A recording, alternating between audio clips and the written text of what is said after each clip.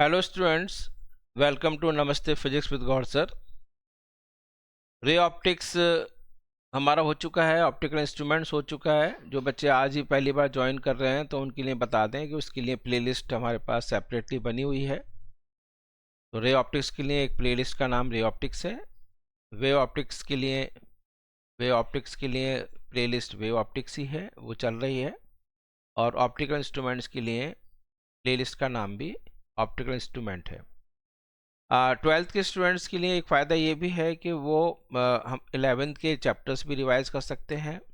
उसमें 2 chapters laws of motion and work power energy finish हो चुके हैं। उन दोनों की प्लेलिस्ट उन्हीं के नाम से है। ठीक है, तो अब हम वेव ऑप्टिक्स के अंदर इंटरफेरेंस का मैंने आपको एक शॉर्टेस्ट मेथड यानी गॉस मेथड बताया। बहुत ही आसान सा था, उससे आराम से आप क्वेश्चंस भी कर पाएंगे और मैंने क्वेश्चन भी कराए हैं। अब हम चलेंगे बच्चे यंग्स डबल स्लिट एक्सपेरिमेंट की तरफ। आज उसको करेंगे। उससे पहले एज यूजुअल कुछ सेकंड्स का एक मोटिवेशनल सॉन्ग, उसकी क्लिप लेते हैं। वी आर ग्रेटफुल टू नमस्ते कविता चैनल जिन्होंने हमें ये प्रोवाइड किया है।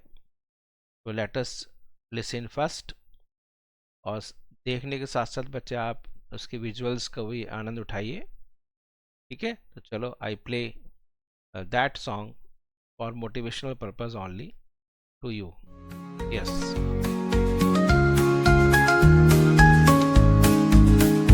आंखों की नमी को आंसू बनने नहीं दूंगा, बनूंगा तपन अग्नि की, तब पाऊंगा खुद ही को इतना।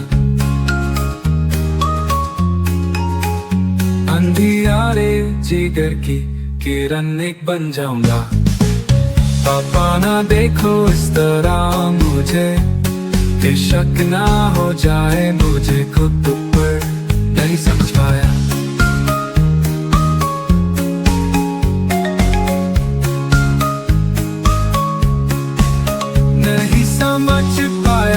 कि कब तो बड़ा हो गया, जाने कब पापा की बन गया। और कमेंट्स ज़रूर करिए बच्चे, आपको कैसा लगा।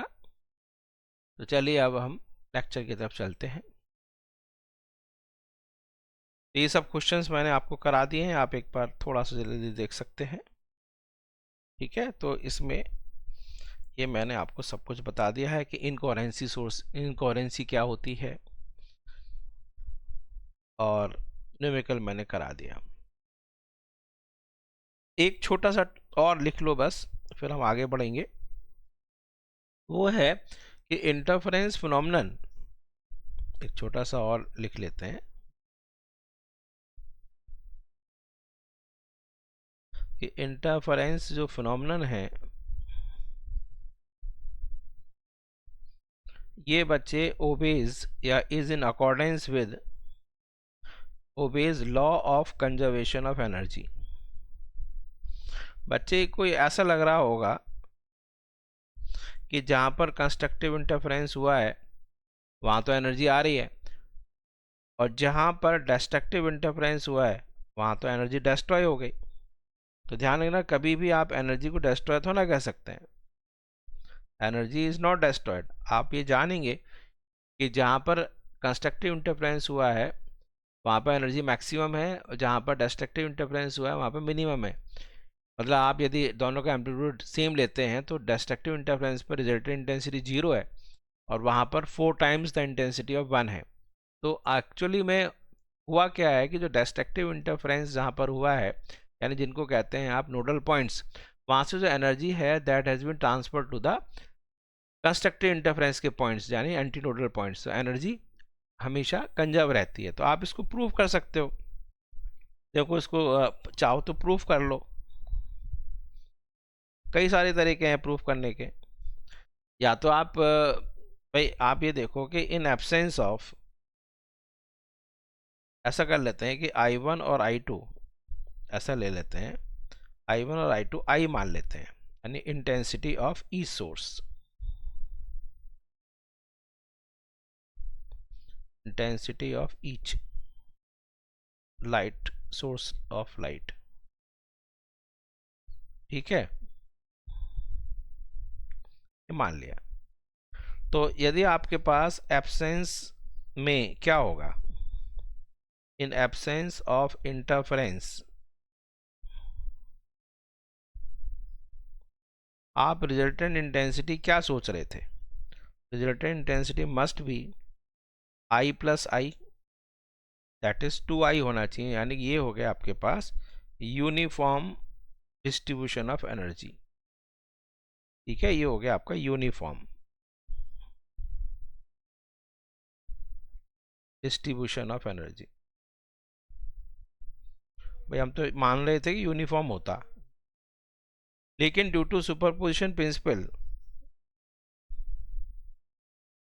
Due to interference, what will happen? Interference होने की वजह से रिजल्टेंट इंटेंसिटी किसी पॉइंट पर, देखो दो तरीके से कर सकते हैं, या तो मैक्सिमा का है 4I, मिनिमा का है 0, तो उनका मीन अभी भी आपके पास 0 प्लस 4I/2 यानी 2I हो जाएगा। एक तरीका तो ये है। दूसरा तरीका थोड़ा सा अच्छा सा मैथ्स करके दिखा दो थोड़ा चाहो तो due to interference resultant intensity किसी पॉइंट पर क्या होती है? रिजल्टेंट इंटेंसिटी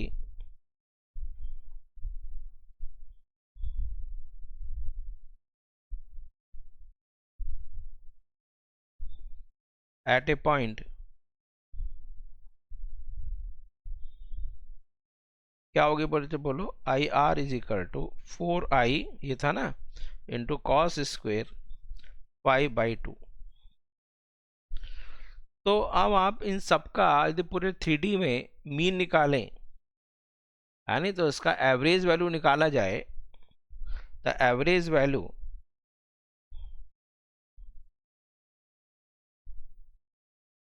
ऑफ IR कितनी आ जाएगी? IR की जो एवरेज वैल्यू, एवरेज को मैं ऐसे लिख रहा हूँ, इज इक्वल टू 4I तो कांस्टेंट है, into average value of cos square 5/2।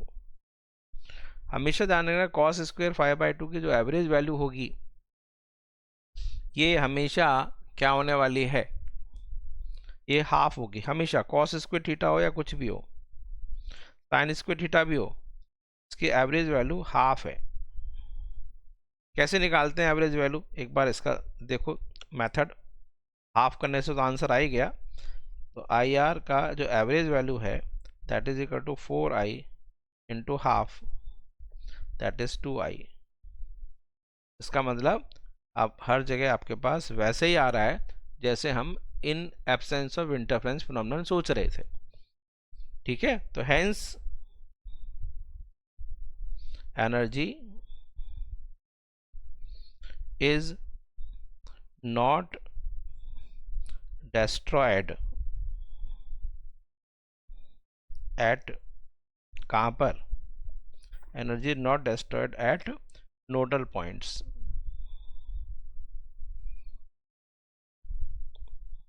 यानी वहां पर एनर्जी डिस्ट्रॉय नहीं हुई है। कॉस स्क्वायर 5/2 का यदि एवरेज निकाल के दिखाऊं तो मैं कर दूं, चलो कॉस स्क्वायर 5/2 का एवरेज कैसे निकालते हैं? ये एक्चुअली में एवरेज निकालने के लिए इंटीग्रेशन यूज करते हैं। एक बार देख लो बच्चे, कॉस स्क्वायर 5/2 d5 इंटीग्रेशन पूरे उसमें 0 to 2π अपॉन 2π।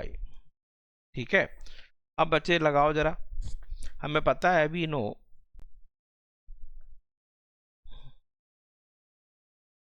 कि कॉस 2 थीटा होता है यदि, तो that is equal to 2 cos square theta -1। अब cos 2 थीटा की जगह यदि आपके पास cos थीटा होता तो that would be cos 2 cos square θ/2 -1। तो चलो बच्चे, तो 2 cos square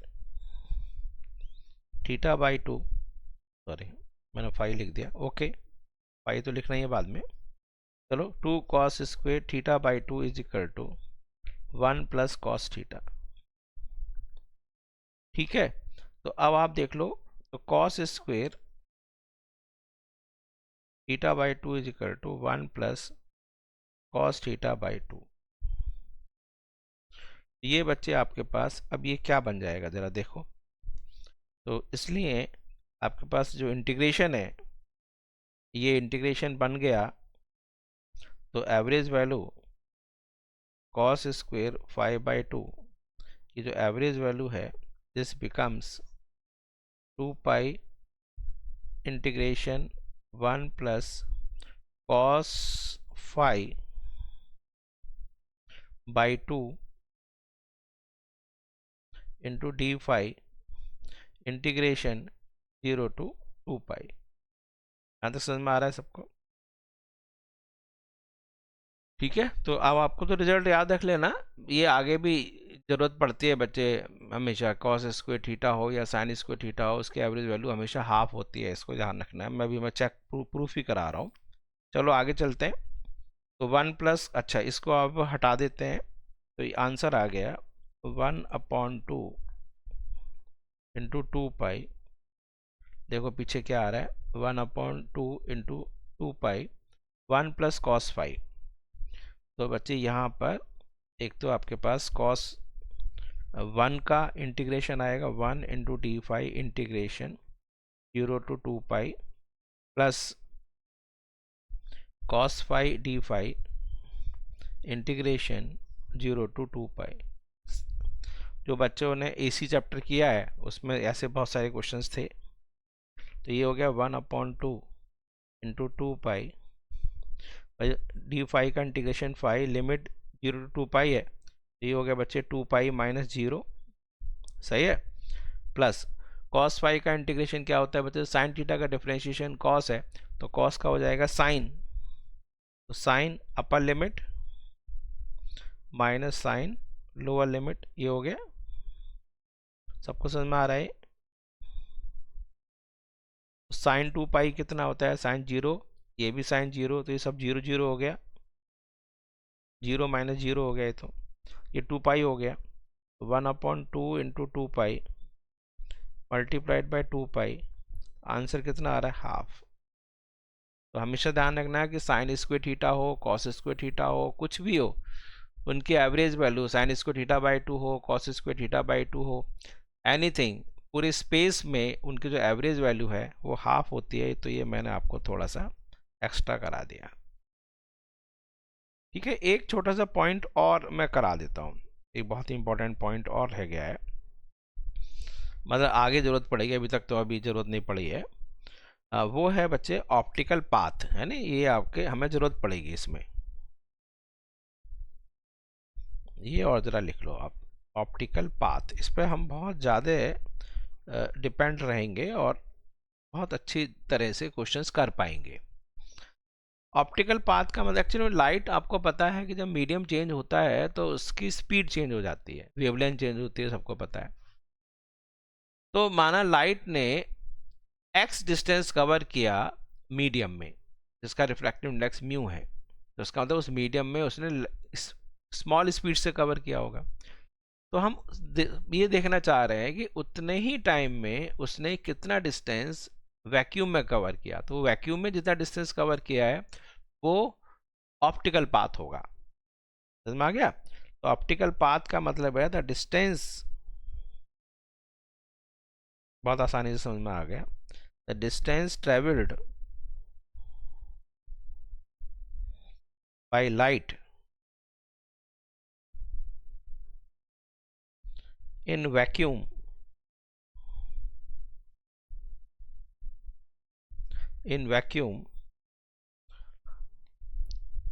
in a time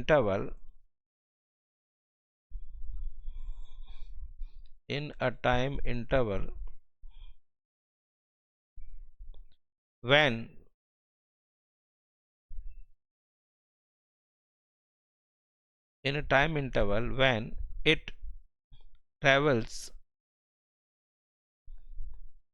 x distance in medium of refractive index mu. अब देखो बच्चे, टाइम वही है, देखो होगा क्या कि सपोजिंग आपके पास ये है मीडियम, यहाँ मान लेते हैं मीडियम, ये माना मीडियम है, इस मीडियम में इसने x डिस्टेंस कवर किया है, इसका रिफ्रैक्टिव इंडेक्स म्यू है। यहाँ से वेव आपकी शुरू हुई, यहाँ बाहर हवा है मान लीजिए। अब यहाँ पर उतना ही टाइम में यदि ये वैक्यूम है, सपोजिंग ये वैक्यूम है,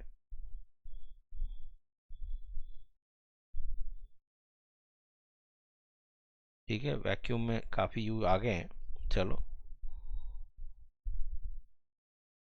vacuum.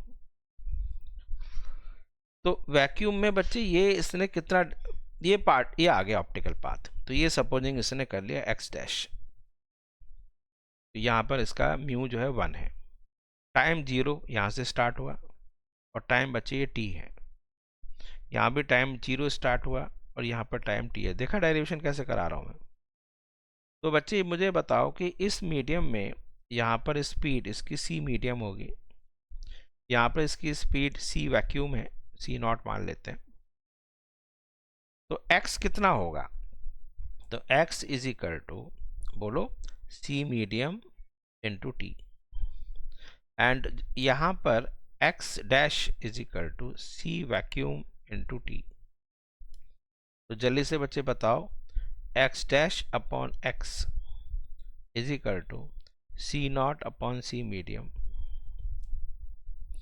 c not upon the velocity of light in vacuum upon velocity light in medium, ये होता है रिफ्रैक्टिव इंडेक्स म्यू अपॉन 1। तो इसका मतलब आपके पास क्या आ गया, तो ऑप्टिकल पाथ x डैश, इसको ऑप्टिकल पाथ कहते हैं, आ गया proof, is equal to mu times into x. ये बच्चे जो x डैश आ रहा है ये म्यू टाइम्स इंटू एक्स हो जाएगा। यदि किसी लाइट ने x डिस्टेंस कवर किया है किसी मीडियम में जिसका रिफ्रैक्टिव इंडेक्स म्यू है विद रिस्पेक्ट टू वैक्यूम, ये ध्यान रखना विद रिस्पेक्ट टू वैक्यूम, तो वैक्यूम में उतने टाइम में उसने mu times x distance cover किया होगा। ये बहुत आगे काम आने वाला है जब हम पार्ट डिफरेंस, फेज डिफरेंस ऐसी बातें करेंगे तो, ठीक है। क्वेश्चन करना चाहो मैं करा दूं, अभी 1 मिनट में हो जाएगा, देखो अभी करा देता हूँ, चलो एक क्वेश्चन ही करा देता हूँ, एक न्यूमेरिकल करते हैं फिर यंग्स डाइवर्सिटी एक्सपेरिमेंट पर आएंगे। Let us do one numerical, चलिए एक न्यूमेरिकल कर लेते हैं। न्यूमेरिकल में क्या कह रहा है कि हमारे पास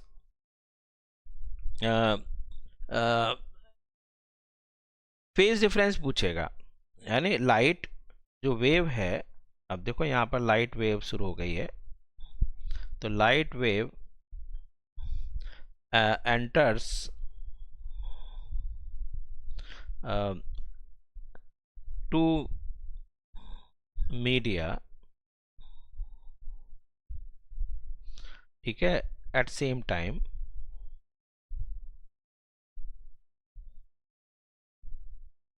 ठीक है।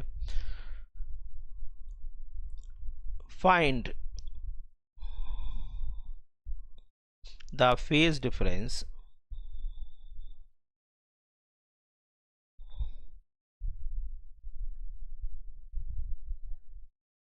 लाइट वेव, अब इसकी वेवलेंथ बच्चे of wavelength lambda in vacuum, अब ये एयर में दी होगी, बस ये है खेल।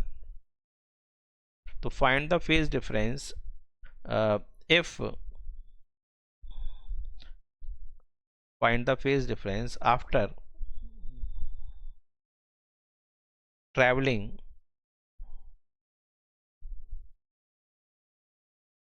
through,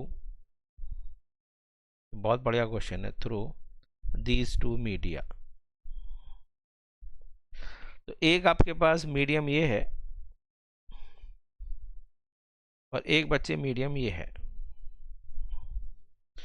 इसका रिफ्रैक्टिव इंडेक्स सपोजिंग μ1 है और ये डिस्टेंस बच्चे माना L1 है, ये बच्चे इसका रिफ्रैक्टिव इंडेक्स μ2 है, सपोजिंग इसका लेंथ L2 है, और बाहर बच्चे मान लीजिए वैक्यूम है या एयर है। तो लाइट बच्चे यहाँ से वेव आ रही होगी, जैसे यहाँ पर आएगी तो आपको पता है इसका क्या होगा, वेवलेंथ चेंज हो जाएगी। यहाँ लैम्डा एयर में दिया है, यहाँ बच्चे कुछ अलग हो जाएगी, माना लैम्डा 1 हो गए। ऐसे यहाँ पर ये ऐसे आ रही है तो यहाँ पर ये इसका और अलग वेवलेंथ हो जाएगी, मुझे नहीं पता कैसी हो। फिर उसके बाद ये वापस ऐसी ये लैम्डा हो गया, यहाँ पर इसकी वेवलेंथ लैम्डा 2 हो जाएगी। समझ में आ रहा है? तो बस बच्चे एक्चुअली में हवा में वेवलेंथ दे रखी है ना, तो आप हवा के हिसाब से कर लो।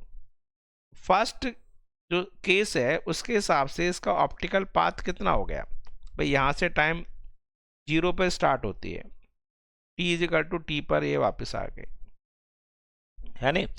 तो अब जरा देखो बच्चे उसी समय, तो अब पाथ डिफरेंस पूछ रहा है हमें, उससे लेना देना नहीं है, बस टाइम से मतलब मत करो कुछ, बस ऑप्टिकल पाथ निकाल लो। तो पहले केस से ऑप्टिकल पाथ कितना होगा बोलो? तो ऑप्टिकल पाथ जो उसने कवर किया दैट इज इक्वल टू, बोलो, म्यू टाइम्स म्यू1 इंटू L1। इस वाले केस में ऑप्टिकल पाथ कितना हो गया?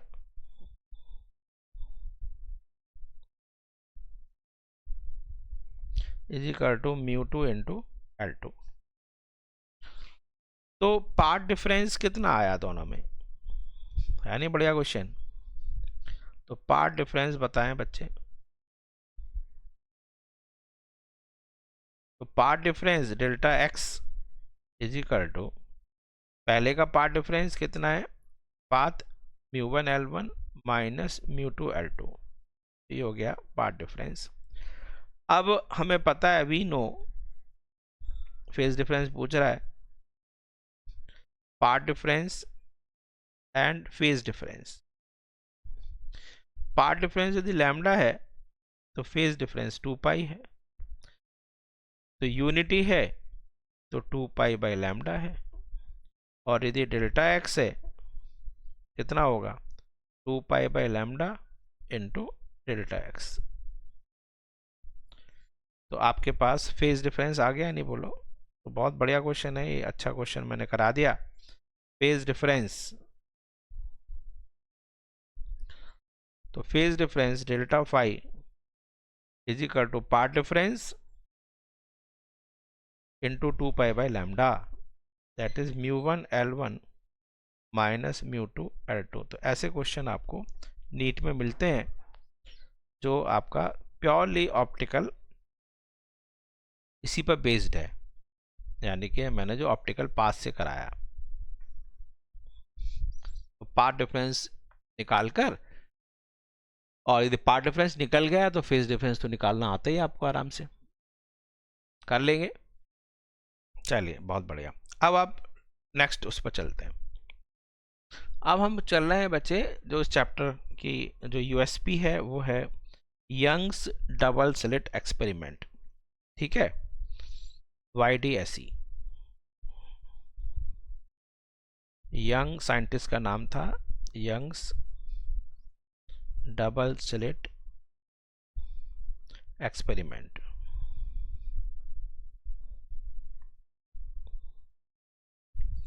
ठीक है, यंग्स डबल स्लिट एक्सपेरिमेंट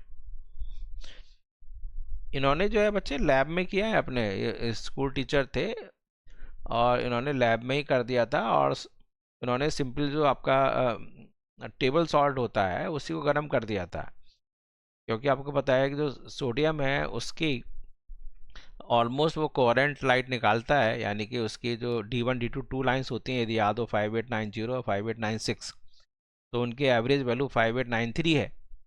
तो वो यूज़ करके और 2 स्लिट से उसने निकाल कर देखा, और वहाँ पर देखा कि कहीं डार्क आ रहा है, कहीं पर मैक्सिमा आ रहा है, मैक्सिमा और मिनिमा, उसी से निकाल लिया था। ठीक है, चलो कितना आसान सिंपल टेबल सॉर्ट से किया था, फ्यूज़ करके उसको। तो इसको YDSE लिख देता हूँ, यंग्स डबल स्लिट एक्सपेरिमेंट। अब इसमें बच्चे सब में केस मैंने आपको बताया कि कोहेरेंट सोर्सेज होना जरूरी है, कंडीशंस तो पता ही है आपको इंटरफेरेंस के लिए, अभी और बताते हैं। चलो, तो एक्सपेरिमेंट सेटअप करने के लिए सबसे पहले आपको चाहिए एक पेरेंटल सोर्स। ठीक है, मैंने इसको पेरेंटल सोर्स कहा, मोनोक्रोमेटिक सोर्स चाहिए। अब इंटरफेरेंस के लिए हमें 2 सोर्सेज चाहिए, इसका मतलब यहाँ पर हमें इसको 2 सोर्सेज में डिवाइड करना पड़ेगा। मतलब है तो एक ही सोर्स, पेरेंटल सोर्स, इसको हमने 2 सोर्स में डिवाइड कर दिया। यानी क्या किया होगा मैंने, वेव फ्रंट का डिवीजन किया होगा। 2 तरीके से कर सकते हैं, वेव फ्रंट डिवीजन और एम्पलीट्यूड डिवीजन। तो ये है आपके पास पेरेंटल सोर्स, ये रहा एस, मोनोक्रोमेटिक है। मोनोक्रोमेटिक समझ में आता है सबको? मोनोक्रोमेटिक माने सिंगल कलर। अब ये बच्चे दोनों हो गए, ये 2 होल हो गया। यहां से देखो बच्चे, वेव आपके पास यहां से ऐसे जाएगी ये, और यहां बच्चे ले लेते हैं स्क्रीन, यहां ले लेते हैं स्क्रीन, सिमेट्री है, ये स्क्रीन का मिड पॉइंट है, स्क्रीन का मिड पॉइंट, ठीक है, ये ओ मिड पॉइंट हो गया, दिस इज स्क्रीन। यहां पर बच्चे देखो कुछ चीजें याद रखना कि ये जो डिस्टेंस है ये कैपिटल डी है, ये कोहेरेंट सोर्सेज का प्लेन, जो प्लेन ऑफ कोहेरेंट सोर्सेज और इन स्क्रीन के बीच में शॉर्टेज डिस्टेंस है। ये बच्चे हमारे पास यहां से यहां तक ये डी है, ये ध्यान रखना, ये डी है, the separation between coherent sources. अब आप देखिए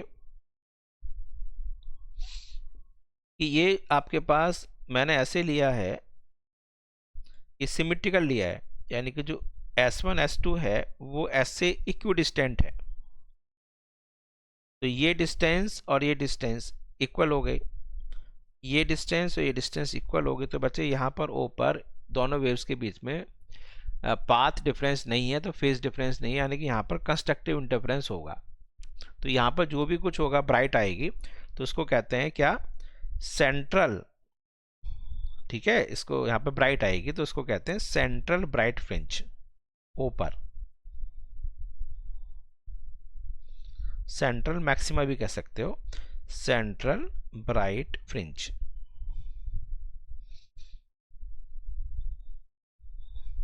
या इसको हम सेंट्रल मैक्सिमा भी कह सकते हैं, ठीक है, सेंट्रल मैक्सिमा भी कह सकते हैं। तो ये प्राइमरी चीज है जो बनी है। उसके बाद बच्चे अब कोई पॉइंट यहाँ ले लेते हैं स्क्रीन पर, कोई पॉइंट यहाँ ले लेते हैं, कोई पॉइंट यहाँ लेते हैं, तो उससे बच्चे होगा क्या, ये जो डिस्टेंस है ये कुछ अलग अलग हो जाएगी। तो ये यहाँ से मतलब ये point, let us take this point, ये हमने कोई पॉइंट P ले लिया, let us take point P, ठीक है। इस पॉइंट का डिस्टेंस मान लीजिए O से Y है, तो हमें देखना है कि O पर P पॉइंट पर क्या पाथ डिफरेंस आएगा, ठीक है। तो ये मान लीजिए हमारे पास ये ऐसे हुआ, तो ये S1 ऐसे, और ये पाथ, एक मिनट इसको थोड़ा ऐसे ले लेते हैं, और यहाँ से ऐसे, और ये ऐसे चला गया, देख रहे हो आप। तो ये एक पाथ ये हुआ इसका वाया S1, और एक पाथ ये हुआ वाया S2। तो अब इसमें क्या होगा कि एक पाथ डिफरेंस होगा, तो जब पाथ डिफरेंस है तो फेज डिफरेंस होगा, और हमें ये बस ये देखना है कि y की क्या कंडीशंस हैं, y की क्या क्या वैल्यूज हैं, सेट ऑफ वैल्यूज जिसके लिए P पर ब्राइट होगी यानी मैक्सिमा आएगा, y की क्या अदर सेट ऑफ वैल्यूज हैं जिस पर P जो है वहां पर डार्क होगा, बस ये हमें देखना है, ठीक है। तो सबसे पहले कुछ चीजें लिख लेते हैं। तो एक तो चीज क्या लिखा मैंने, कैपिटल D क्या है, capital D is the distance, बहुत इंपॉर्टेंट टॉपिक चल रहा है, distance of screen from planes of coherent sources. तो कोहेरेंट सोर्सेस जो है आपके पास S1 एंड S2, उनके प्लेन से वो डिस्टेंस है, the distance of source screen from plane of coherent sources. ये तो एक हो गया डी के बारे में। Now next is small D. Small D is the separation. बच्चे न्यूमेरिकल तभी कर पाएंगे आप जब आपको इस you should know about the terms used, है नी। The separation between the sources S1 and S2, coherent source के बीच में डिस्टेंसेस ये है। अब बच्चे एक अजम्पशन और लेते हैं, ठीक है, यहीं ले लो तो आसान हो जाएगा, ना तो आप बहुत परेशान हो जाओगे, ठीक है। इसका डेरिवेशन बड़ा खतरनाक करते हैं लोग, यानी बहुत बड़ा। अब तो पहले तो NCERT में भी जिस तरह से मैं करा रहा हूँ वही मेथड था। अब बहुत बड़े बड़े मेथड से कोई फ़ायदा नहीं होता है बच्चे, वो यूज़लेस मेथड है। इवन आप बोर्ड में भी करोगे तो बोर्ड में केवल 3 मार्क्स का आता है, तो 3 मार्क्स के लिए आप 5-6 पेज थोड़ा खर्च करोगे। 3 मार्क्स का मतलब क्या होता है, मैक्सिमम 5 मिनट, ठीक है। और जो मेथड दिए हुए हैं बच्चे वो दे रखे हैं 15 मिनट के। 5 मार्क्स का क्वेश्चन होता है बच्चे 11 से 12 मिनट के बीच में, यानी बोर्ड का ज़रा टाइम पता है आपको? नहीं भाई, 5 मार्क्स के क्वेश्चन होते हैं वो आपका 11 से 12 मिनट में होता है। जो 3 मार्क्स का क्वेश्चन होता है 5 मिनट में होता है ऑलमोस्ट। और आपके पास 2 मार्क्स का क्वेश्चन जो है वो 2 से 3 मिनट में होता है। और 1 मार्क का क्वेश्चन तो बच्चे आपको 1 या 2 लाइन में ख़त्म कर देना चाहिए। बच्चे क्या करते हैं, 1 मार्क का क्वेश्चन जो है बहुत सारे पेजेस में खर्च करते हैं, ठीक है। मैं इसका बताऊंगा चलो आपको आगे, लेकिन ध्यान रखना टाइम बाउंड सारे चीज़ें होती हैं।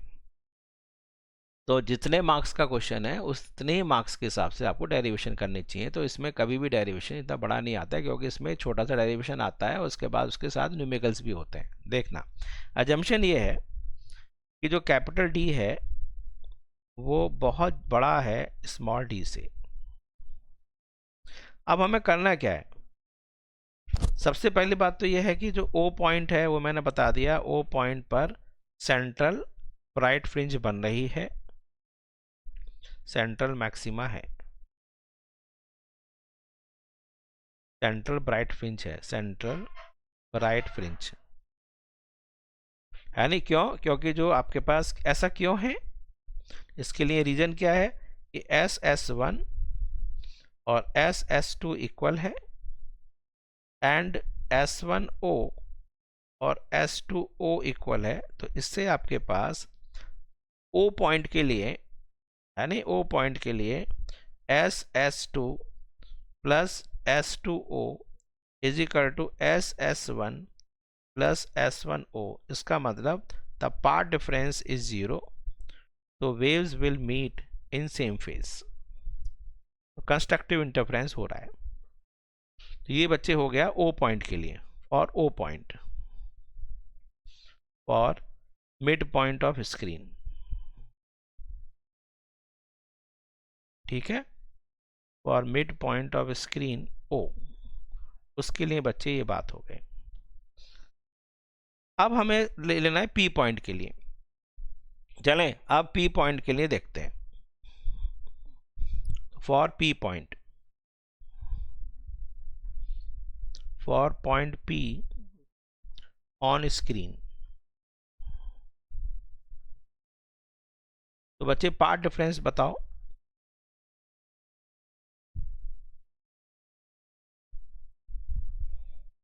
मैंने जान के बच्चे इस तरह से डेरिवेशन कर रहा है कि S को उधर रखा है, नहीं, क्योंकि क्वेश्चन किसी भी तरीके से अपने हिसाब से आया था। तो पाथ डिफरेंस डेल्टा X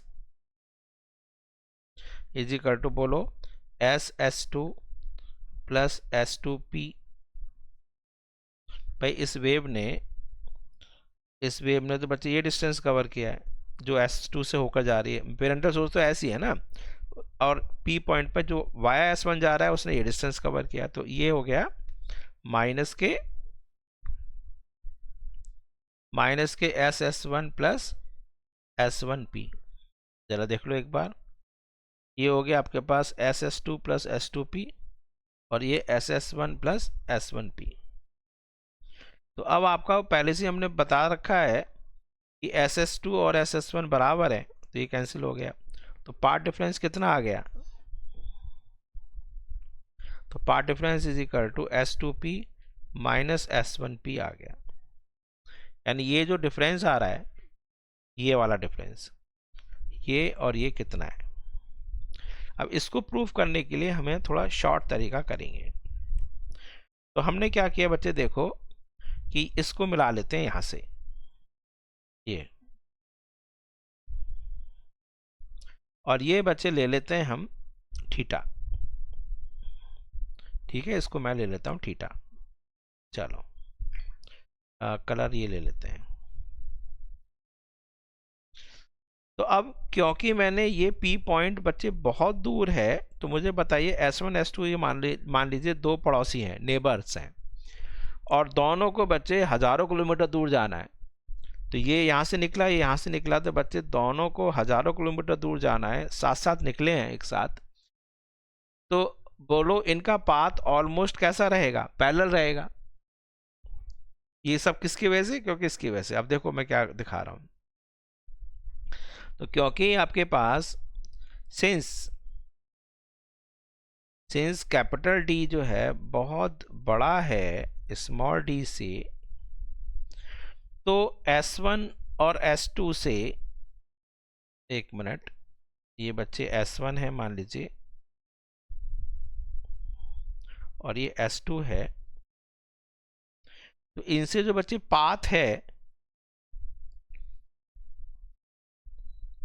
ये जो पाथ आपको दिख रहा है जो P पॉइंट पे जा रहे हैं, तो उनका पाथ ऑलमोस्ट कैसा हो गया, पैरेलल। P पे ये जा रहा है, ये भी पाथ P पे जा रहा है।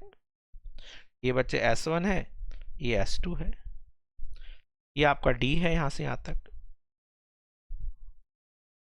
तो आप देखो कि इसका पाथ ये है, इस वेव का पाथ ये है। अब पाथ डिफरेंस निकालने के लिए मैं इस पर नॉर्मल डाल दूं, ये रो, ये यहां से इस पर नॉर्मल डाल दिया, ये 90 डिग्री। तो अब आप देखो बच्चे, इससे आगे का पाथ, इससे आगे का पाथ, ये मैं थोड़ा एक बार ऐसे दिखा दूं। ये जो आपके पास ये जो पाथ दिख रहा है, ये ऑलमोस्ट आपके पास ये पाथ क्या हो गया, यहां से यहां तक का पाथ। चलो ये सब सेम है, ये और ये पाथ, बस इसने S2 ने इतना पाथ इसने एडिशनल कवर किया है नहीं, ये तो हुआ बस। तो यदि मैं इसको n ले लूं,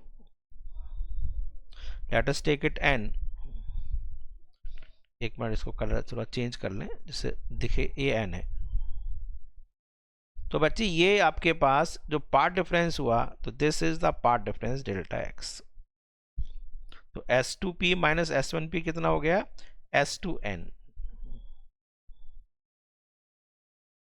अब एक काम और करो, इसमें पिछले मैंने क्या दिखाया कि ये एंगल मैंने ले लिया है थीटा, हॉरिजॉन्टल से ये थीटा एंगल है, तो यहां पर भी हॉरिजॉन्टल से आसान हो जाएगा। देखो इसको थीटा ले लेते हैं, ये थीटा है, तो ये बच्चे ये कितना एंगल हो गया, ये वाला 90 माइनस थीटा, तो ये एंगल कितना हो गया, थोड़ा आपको बड़ा करके दिखाऊं नहीं, ये लो एक मिनट। देखो बच्चे ये एंगल है, ये फायदा है यहाँ पर, ये एंगल थीटा है, ये पूरा 90 है, यहाँ से यहाँ तक ये 90 होता है यहाँ। तो जब ये थीटा है तो बच्चे 90 माइनस थीटा हो गया, ये पूरा राइट एंगल ट्राइंगल है, तो ये एंगल कितना बना, ये एंगल भी हो गया आपका थीटा, ये एंगल भी हो गया आपका थीटा। अब ये बच्चे देखो इस ट्राइंगल के अंदर ये थीटा है, इसके सामने S2n है, और ये आपका हाइपोटेन्यूज है। हो जाएगा अब आराम से। चलो तो साइन थीटा इस ट्राइंगल में, ओहो एक मिनट, तो इन ट्राइंगल कौन सा S1 S2 n से, तो sine theta is equal to S2n divided by S1 S2। तो ये हो गया बच्चे S2n, तो निकालना है, S1 S2 आपका D हो गया। तो बच्चे ऑप्टिकल जो पाथ डिफरेंस आ रहा है that is equal to S2n which is equal to d sin theta. ये आ गया पार्ट डिफरेंस। लेकिन सबको पता है, बट पिछले वाले ट्राइंगल में देखना कि जो थीटा छोटा होता है तो साइन थीटा की जगह टेन थीटा ले लेंगे, तो वो इस ट्राइंगल में, यदि आप चाहो ये ट्राइंगल ले लो ना, ये वाला ट्राइंगल, दिस ट्राइंगल, ये जो ट्राइंगल है, तो इस ट्राइंगल के अंदर साइन थीटा की जगह हम टेन थीटा ले देंगे y अपॉन टी, है नहीं, बट थीटा छोटा है तो बच्चे साइन थीटा की जगह हम ले लेते हैं टेन थीटा। और टेन थीटा आपके पास कितना आ रहा था, यदि आप देखो ध्यान से, तो ये आपके पास आ रहा है, ये बच्चे y था, ये बच्चे आपके पास सॉरी y है, और ये आपके पास d है, ये थीटा है, तो टेन थीटा लिख दिया, तो this is equal to y upon D. तो पार्ट डिफरेंस कितना आ गया, तो delta x is equal to, ये मैंने काफ़ी आसानी से आपको कर डाला। तो यंग्स डबल स्लिट एक्सपेरिमेंट में बच्चे पाथ डिफरेंस निकालने में ही आपको पानी, यानी पानी पिला देता है वो आपका, पता नहीं क्या क्या लगाएंगे उसमें, पाइथागोरस लगाएंगे, उसके बाद फिर बाइनोमियल एक्सपेंशन लगाएंगे। तो ये आसान तरीका था, बहुत ही आसान, this is my method, very simple, इससे न्यूमेरिकल्स भी आसानी से होते हैं। और इसके बाद बच्चे बस अब आप कंडीशन निकाल लेना कि y की क्या सेट ऑफ वैल्यूज होनी चाहिए जिससे कि वहाँ पर मैक्सिमा बने या मिनिमा बने, ठीक है। तो चलो फॉर मैक्सिमा, मैक्सिमा का मतलब होता है कंस्ट्रक्टिव इंटरफेरेंस।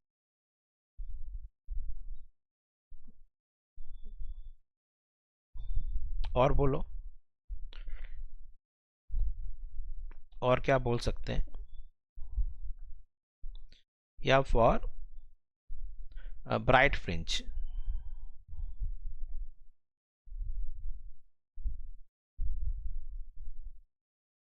तो ब्राइट फ्रिंज के लिए क्या कंडीशन होनी चाहिए,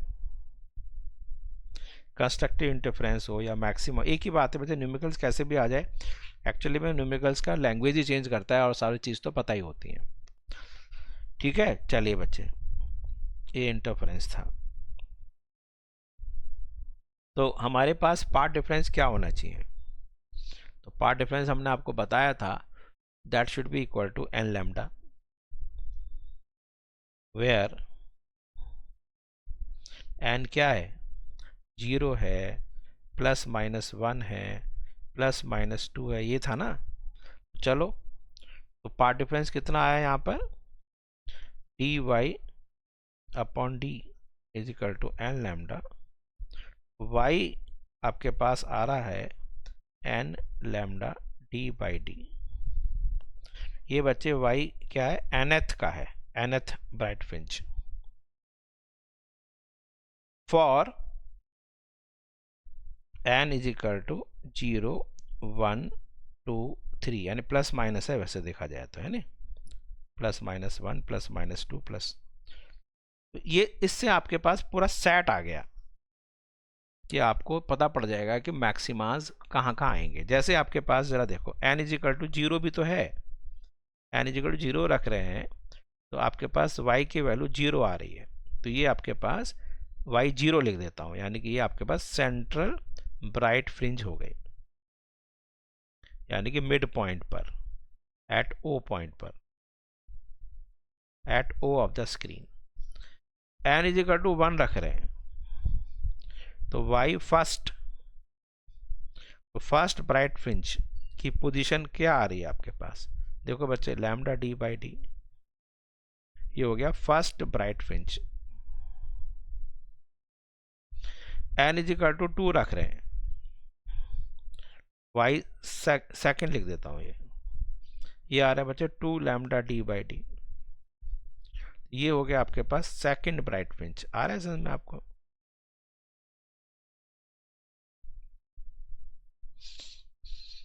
तो ऐसे सो ऑन। तो आप देखो कि बच्चे सेपरेशन बिटवीन टू सक्सेसिव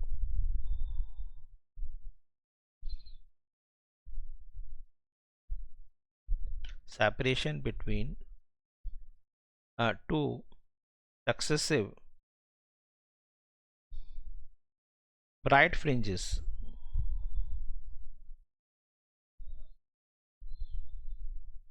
कितना आ रहा है, दैट इज इक्वल टू या तो y2 माइनस y1 ले लो, which is equal to y1 minus y0 भी। एक तो ये भी समझ में आ रहा है कि वो इक्वी स्पेस्ड है, पहला ब्राइट आया फिर दूसरा ब्राइट फिर तीसरा ब्राइट, सबके बीच में सेपरेशन फिक्स आ रहा है।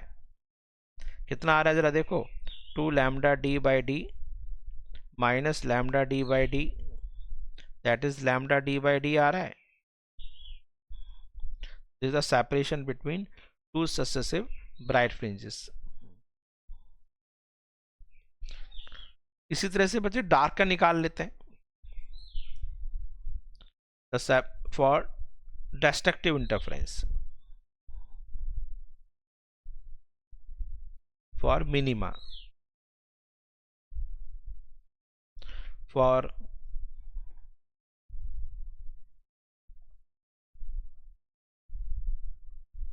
destructive interference, for destructive interference, for minima या for destructive interference। तो पार्ट डिफरेंस क्या होना चाहिए, वो ऑड मल्टीपल, मैंने बताया odd multiple of lambda by two, where n is equal to, मैंने बताया था -1 लिख रहे हैं तो 1 से शुरू करना, 1 2 3 सो ऑन, प्लस माइनस दोनों तरफ चलेंगे। तो इसका मतलब ये हो गया बच्चे dy by D is equal to 2n minus 1 into lambda by two.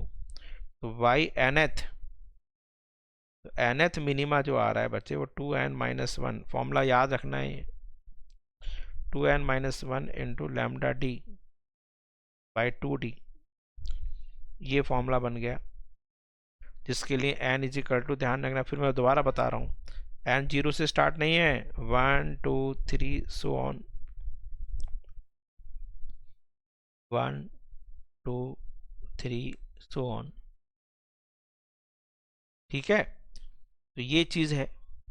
तो अब आप जरा देखिए, तो यदि आपने n इज इक्वल टू 1 रख लिया तो बच्चे आपके पास y फर्स्ट जो डार्क फ्रिंज आएगी वो आ जाएगी lambda D by 2d।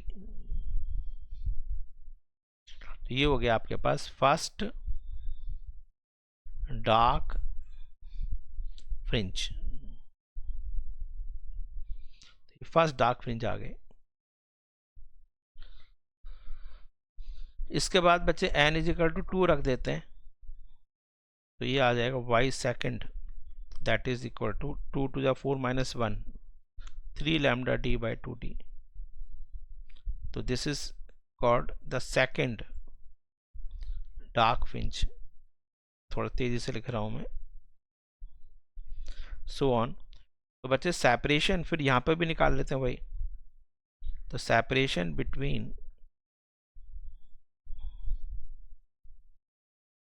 Two successive dark fringes, दो क्रमागत अंधेरी जो फ्रिंजेस हैं उनके बीच में फ्रिंजेस है नी, वो क्या होगी, थोड़ा तेजी से लिख दिया है मैंने, डार्क फ्रिंजेस।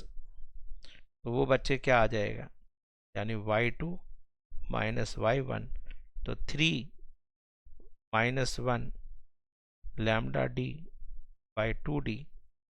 तो ये बच्चे मुझे लग रहा है वही आ रहा है जो हमारा इससे पहले का था, that is equal to lambda D by D. इसी को कहते हैं फ्रिंज विड्थ। तो ये सारा जो डेरिवेशन हम कर रहे हैं, ये जो सारा हमने डेरिवेशन किया है, तो ये हम कर रहे हैं किसके लिए, expression for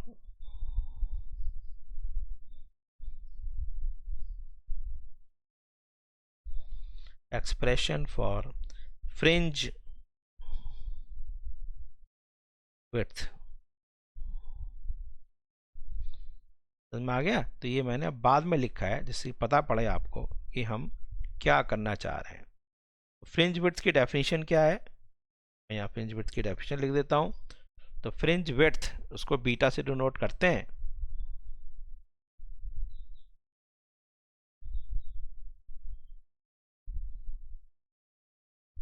fringe width beta, ये होता है the separation, it is separation between, तो एक तो देख लिया आपने ब्राइट एंड डार्क, ब्राइट हो या डार्क हो, दो सक्सेसिव ब्राइट या डार्क के बीच में सेपरेशन फिक्स रहता है। It is separation between, between लिखा B oblique W, two successive bright या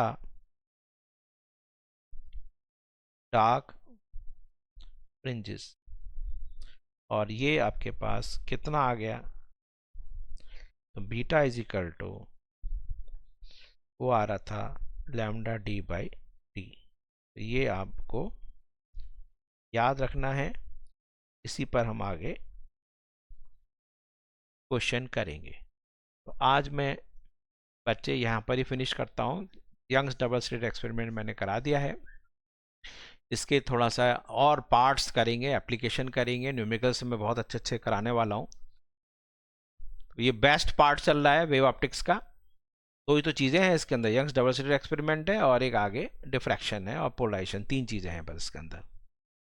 तो रिवाइज करते रहिए बच्चे और कमेंट्स में डालिए। थोड़ा बीच में हमारा ट्रैवलिंग ज़्यादा रही है, तो 3-4 दिन नहीं पोस्ट कर पाए और यहाँ पर नेटवर्क भी अभी ख़राब था, तो अब वो आ जाएगा, ठीक हो जाएगा। तो चलिए, आई एंड द मीटिंग नाउ।